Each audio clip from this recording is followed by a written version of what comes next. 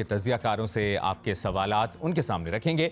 आसिफ बशीर चौधरी, आपसे ये जानना चाहेंगे, बानी पीटीआई ने रमज़ान के बाद भरपूर तहरीक चलाने की हिदायत की है। ये सवाल सामने आया और ये सवाल किया गया है कि क्या इस बार एहतजाज कामयाब हो सकता है?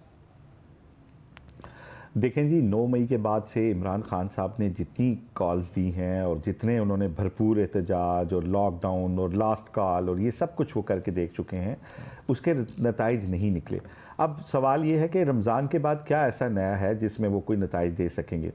अगर तो पार्टी की लीडरशिप में तब्दीलियां करके वो समझें कि किसी और को आगे कर दें और असल ताकत जो है वो फिर बुशरा बीबी जो है उनके पास हो, तो ऐसी किसी वजह से भी मेरा नहीं ख्याल कि कोई तहरीक में कामयाबी निकलें या वो अपने उन लोगों को बाहर निकाल सकें जिन्होंने उन्हें वोट तो किया लेकिन एहतजाजों के अंदर वो शरीक नहीं हो सके। मैं ये समझता हूँ कि इमरान खान जो हैं उनको अब अपनी स्ट्रेटजी चेंज करनी पड़ेगी। अगर वाकई में वो हुकूमत के ख़िलाफ़ कोई बड़ी तहरीक चलाना चाहते हैं या हुकूमत को परेशानी में डालना चाहते हैं तो उन्हें सबसे पहले सियासी मूव चलनी होगी। सियासी मूव क्या होगी कि वो अपोजिशन का एक अलायंस बनाएं,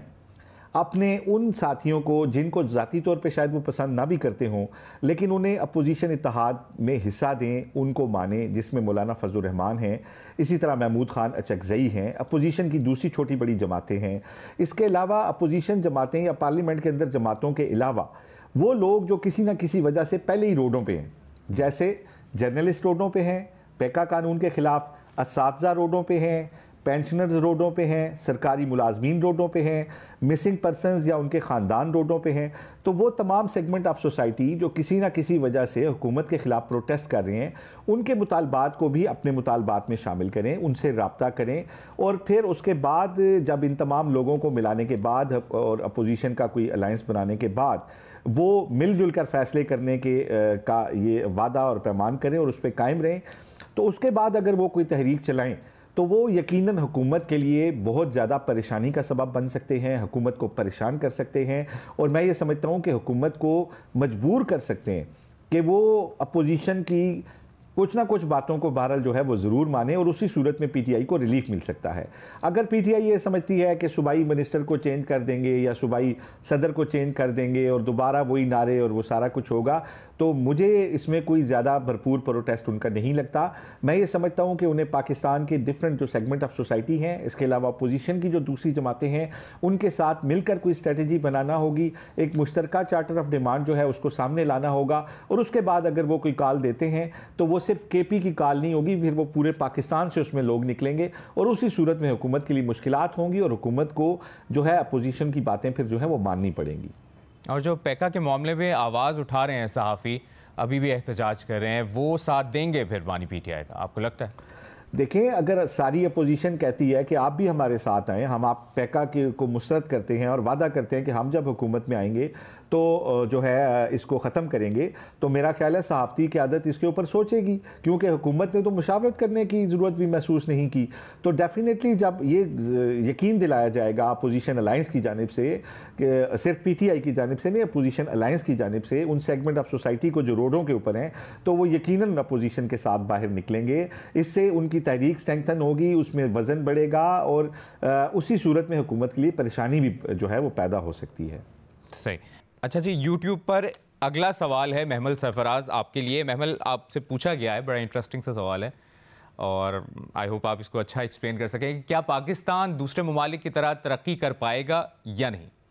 क्या कहेंगे? देखिए, वैसे मेरे ख्याल में हम बिल्कुल कर सकते हैं, ये हो सकता है, लेकिन उसके लिए जो बुनियादी रिफॉर्म्स है ना, हमें वो लाने की ज़रूरत है। होता क्या है इधर कि हम जब रिफॉर्म्स होते हैं तो हम स्टेबिलिटी की तरफ तो जाते हैं लेकिन सस्टेनेबल ग्रोथ की तरफ हम अक्सर नहीं जाते और उसकी कुछ 2-3 वजूहात है, मैं आपको एक्सप्लेन कर देती हूँ। पहली चीज़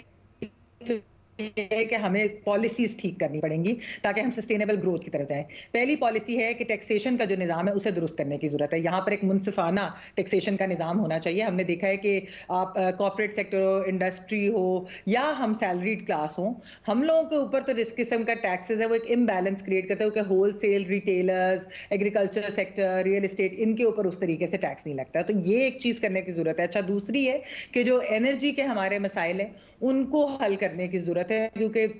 जो इस वक्त कॉस्ट है, जाहिर बात है उससे इंडस्ट्री उस तरीके से नहीं वो प्रोडक्शन कर सकती, फिर हमारी एक्सपोर्ट्स वगैरह का भी उस पर मसला हो जाता है। और आखिरी चीज जो है ईज ऑफ डूइंग बिजनेस, ये जब तक आप बेहतर नहीं इस निज़ाम को करेंगे तो फिर यहाँ पर ना कोई कारोबार करेगा, ना सस्टेनेबल ग्रोथ की तरफ हम जा सकते। सवाल है सलीम साफ़ी साहब के लिए। सलीम साफ़ी साहब, आपसे सवाल ये किया गया है कि फारूक सत्तार का कहना है कि कराची में डंपर माफिया को खुली छूट देकर दोबारा मुहाजिर पख्तून फसादात की राह हमवार की जा रही है।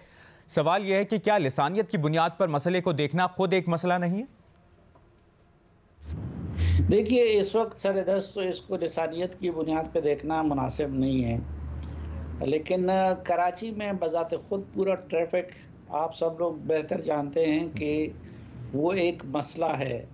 और कराची में ट्रैफिक का जो मसला है उनमें से एक मसला ये भी पे जन्म लेता है जो कि डंपर से मुतालिक है।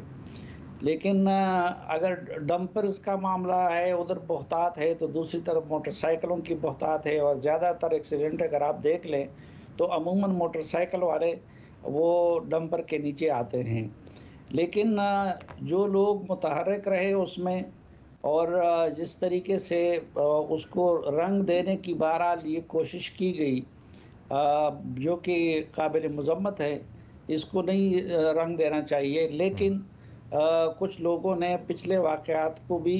रंग देने की कोशिश की, और फारूक सत्तार की बात में भी वज़न नज़र आता है कि मुस्तक़बल में भी इस तरह की कोशिश की जा सकती है।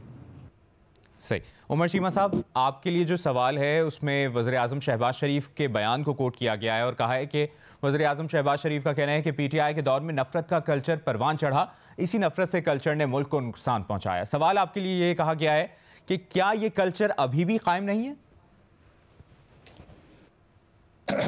मुबशर, ये जो कल्चर, ये बात दुरुस्त है कि अगर हम अपनी हालिया तारीख में देखें, और हालिया से मतलब मैं ये कह रहा हूँ कि पिछली दहाई से देखें, तो जो एक नफरत की सियासत को एक अरूज आया वो इमरान खान ने, उसको प्रमोट करने में इमरान खान ने बहुत अहम रोल प्ले किया। और ये एक तरह की लेजी पॉलिटिक्स है कि ये काम करना बहुत आसान है, लेकिन ये है, इसका आगाज करना बड़ा आसान है, लेकिन इसको ख़त्म करना बहुत मुश्किल होता है। और ये तब तक ख़त्म नहीं होता कि जब तक इस चीज़ पर कोई एक इत्तफाक़ी राय ना हो जाए कि हमारी जो इख्तलाफात हैं वो ज़्यादातर इशू बेस्ड होंगे। हम कोई अपनी पॉलिसीज़ की बुनियाद पर एक दूसरे को टारगेट करेंगे और हम अपनी रिसर्च की बुनियाद पर बताएंगे कि वो कितनी नुकसानदेह हैं, ना कि फेक न्यूज़ के ज़रिए, ना कि ये है कि हम बस हर टाइम अपने आप को इसी काम के लिए ट्रेन करते रहें कि अपने मुखालफिन को किसी तरह हमने जिज करना है। तो ये तब तक ख़त्म नहीं होगा कि जब तक हमारी सियासत के रूल्स नए सिरे से कुछ तय नहीं हो जाते कि हमने सियासत कैसे करनी है, जो लोग इसका हिस्सा होंगे उनका कोई अपना कोई कोड ऑफ एथिक्स हो, वो जब तक तय नहीं होता ये सिलसिला मुझे कुछ थमता हुआ नजर नहीं आता। आपको लगता है ये नए रूल्स तय किए जा सकते हैं कब तक? देखें, इमरान खान जो हैं, अगर इस टाइम हम बात करते हैं जी कि वो सबसे ज़्यादा पॉपुलर लीडर हैं और कई जो उनके हमायती हैं वो इस बात पे बड़ा खुश भी होते हैं, लेकिन वो दूसरी बात सुनने को तैयार नहीं है कि जो